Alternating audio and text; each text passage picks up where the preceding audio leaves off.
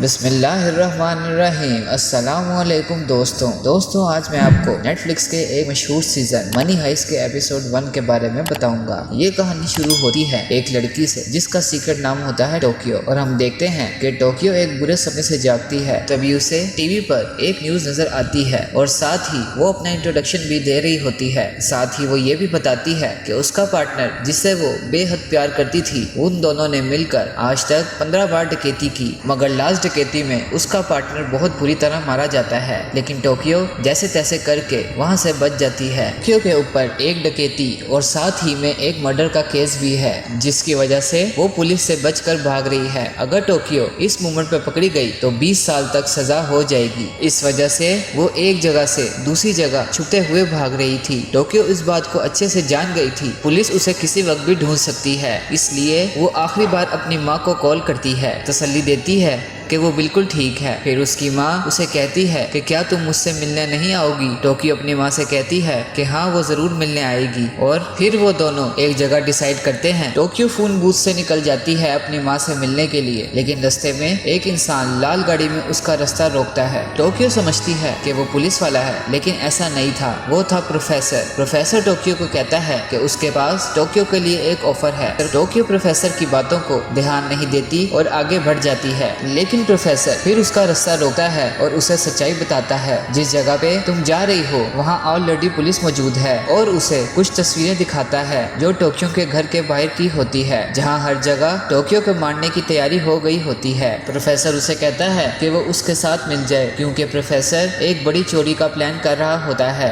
जो कि पूरे 250 करोड़ मिलियन यूरो की है। प्रोफेसर इस काम के लिए उन लोगों को ढूंढ रहा होता है जिनके पास अब खोने के लिए कुछ नहीं है। टोक्यो भी प्रोफेसर के साथ निकल जाती है और साथ ही में ये भी कहती है कि अगर उसे वांटेड होना है तो क्यों ना वो वर्ल्ड की सबसे बड़ी चोरी के लिए वांटेड हो जाए। इस तरह हमें दिखाया जाता है कि प्रोफेसर की न्यू टीम, जिसमें टोटल 8 मेंबर शामिल होते हैं, और वहां से वो सभी एक पुराने से वीरान घर में पहुंचते हैं। प्रोफेसर सबको अपना इंट्रोडक्शन देता है और बताता है कि हम यहाँ पर एक बड़ी सी चोरी की प्लानिंग करने के लिए आए हैं। अभी तक आप एक दूसरे को नहीं जानते हैं, और मैं चाहता भी नहीं हूँ कि आप एक दूसरे के नाम को जाने। मैं चाहता हूँ कि आप सभी अपना कोई सीक्रेट नाम रख लें, जैसे कि कोई खिलौना या फिर सिटी का नाम या फिर किसी कंट्री का कोई नाम। और फिर वहाँ सब यही डिसाइड करते हैं कि सब अपना नाम एक एक कंट्री के नाम से रखेंगे। अब से पूरे 5 मंथ तक ये जगह आपका घर होगी। हम पूरे 5 मंथ तक इसी जगह पे चोरी की प्लानिंग करेंगे। हम 5 मंथ तक यही डिसाइड करेंगे कि आखिर ये चोरी कैसे कामयाब होगी। जैसे कि हम एक दूसरे को नहीं जानते हैं, इसलिए हम यहाँ किसी से कोई पर्सनल क्वेश्चन नहीं पूछेंगे और ना ही किसी से उसका नाम पूछेंगे, और रिलेशन बनाने की तो बिल्कुल भी जरूरत नहीं है। इसी के साथ ही हर कोई अपना नाम एक सिटी के नाम से रख लेता है, और इसी के साथ टोक्यो सबके नाम और उनके क्रिमिनल रिकॉर्ड्स के बारे में हमें बताती है। सबसे पहले शुरुआत होती है बर्लिन के साथ, जो कि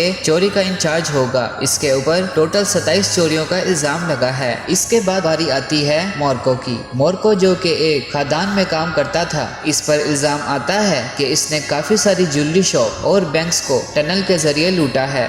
डेनवर जो कि मोसो का ही बेटा था, इसके ऊपर आए दिन ड्रग्स और मारपीट के इल्जाम लगे होते हैं। काफी गर्म दिमाग है और आए दिन पुलिस थाने जाता रहता है चोरी के इल्जाम में। फिर दिखाया जाता है रियो जो कि कंप्यूटर का एक्सपर्ट और हैकिंग में मास्टर है। इसने 6 साल से ही हैकिंग का काम शुरू कर दिया था, और इस चोरी में भी वो हैकिंग का काम करने वाला था। और इसके बाद हमें दिखाए जाते हैं 2 ट्विंस, हेलसिंकी और ओस्लो, जो कि दोनों दमदार लोग थे। हर काम करने के लिए दमदार लोगों की जरूरत तो पड़ती ही है, लेकिन आज तक ये राज ही है कि इनके पास दिमाग है या नहीं है। और लास्ट मेंबर है नैरोबी, जिसने 13 साल से ही नकली नोटों को बनाना शुरू कर दिया था। इस चोरी में वो ये चेक करेगी कि जो नोट बनाए जा रहे हैं वो सही हैं या गलत हैं। और यही प्रोफेसर भी अपना इंट्रोडक्शन देते हैं, जो कि इस चोरी के मास्टरमाइंड हैं। उनका आज तक कोई रिकॉर्ड नहीं है, क्योंकि उन्होंने 19 साल के बाद अपना कोई आईडी ही नहीं बनाया। यहाँ प्रोफेसर एक बात कहता है, वो कहता है कि इस चोरी में हम एक हीरो कहलाने वाले हैं, क्योंकि हम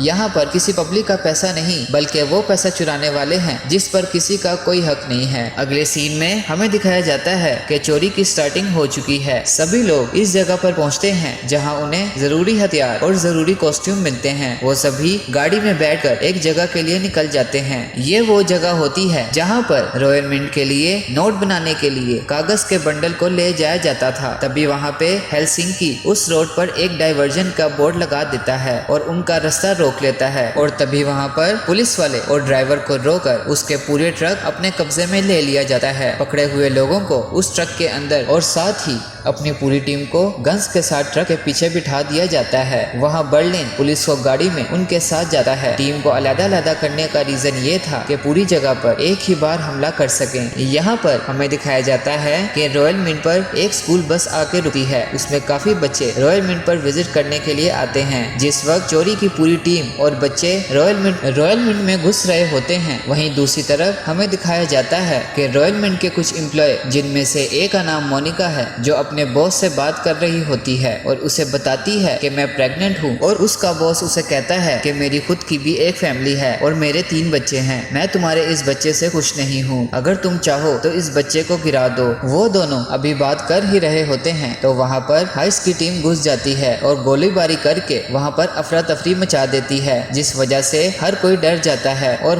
उन सभी के हाथ में गन्स होती हैं। उसके जोर पे वो सभी एम्प्लॉयज और साथ में स्कूल के बच्चों को हॉल के बीच में ले आते हैं और ये सब प्रोफेसर एक सीक्रेट जगह पर बैठकर देख रहा होता है, जिसका सारा एक्सेस रियो ने हैकिंग करके पहुंचाया होता है। आपस में कनेक्शन के लिए उन्होंने जमीन से एक तार निकाली होती है जो कि उनके टेलीफोन से डायरेक्ट कनेक्ट होती है, जो ना किसी सर्वर से कनेक्ट होती है और ना किसी टेलीफोन लाइन से। और ये सब इसलिए किया जाता है कि ना कोई पुलिस उनकी कॉल रिकॉर्ड कर सके और ना ही कोई दूसरा इदारा। उनकी प्लानिंग बहुत टॉप क्लास होती है और तभी वहाँ पे टोक्यो पूरे रॉयल मिंट में एक लड़की को ढूंढने लगती है जिसका नाम एलिसन पार्कर होता है और साथ ही हमें दिखाया जाता है कि एलिसन की फोटो प्रोफेसर की दीवार पर भी लगी होती है, जिससे हमें ये पता लग जाता है कि ये लड़की इस पूरी चोरी के लिए बहुत इंपॉर्टेंट कैरेक्टर है। और इसी के साथ ही रियो रॉयल मिंट के दरवाजे को बंद कर देता है और सभी वहाँ पे बंधक बंद कर बैठ जाते हैं। और वहीं हम देखते हैं कि एलिसन वॉशरूम में अपने बॉयफ्रेंड के साथ होती है और वहीं उसका बॉयफ्रेंड उसकी एक पिक क्लिक कर लेता है जो कि थोड़ी सी नूड होती है और तभी वो इस पिक को इंस्टाग्राम पे अपलोड कर देता है। उन दोनों के बीच झगड़ा चल ही रहा होता है। वहाँ पे